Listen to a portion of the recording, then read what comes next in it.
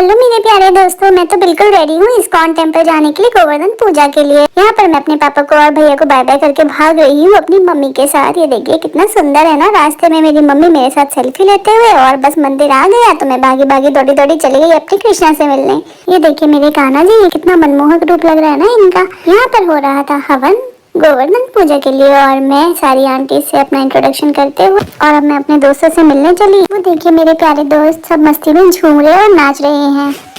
यहाँ पर अंकल जी कर रहे थे अभिषेक, और मेरी मम्मी को मिला बहुत थोड़ा सा प्रसाद, जिससे मेरा पेट तो भरा नहीं, इसलिए मैं चली गई दूसरों के पास प्रसाद के लिए।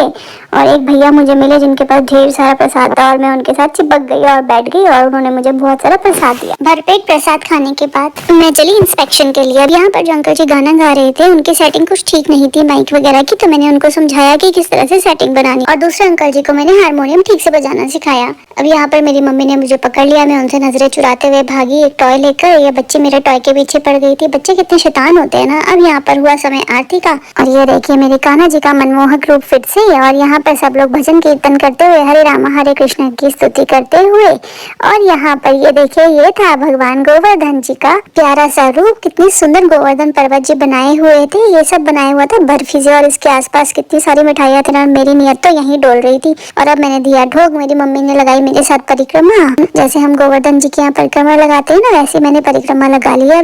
और क्योंकि कार्तिक का महीना चल रहा है ना, तो सब घी के दिए जलाते हैं और कान्हा जी की आरती उतारते हैं। ये देखिए कान्हा जी का बिना उनकी मम्मी मेरी मम्मी की तरह पनिशमेंट्स भी देती, उनको उन्होंने रस्सी से बांध। और अब हुआ समय मेरी फेवरेट चीज का, प्रसाद खाने का। तो मेरी मम्मी लगी लाइन में, मैंने कहा मैं तो लाइन में नहीं लगूंगी, इतने मैं आपके लिए सीट रोकती हूँ, जाओ आप प्रसाद लेकर आओ। मुझे अंकल जी ने कपकेक दे दिया जो मैं एंजॉय करी थी। अब मेरी मम्मी ले आई है प्रसाद, प्रसाद में भी बहुत सारे कपकेक्स मिले। मेरी तो लॉटरी लग गई। अब बस मेरी मम्मी ने कहा पेट भर चुका है, चलो अब घर चलते हैं। तो मैं आराम से अपने घर जाते हुए पापा के पास।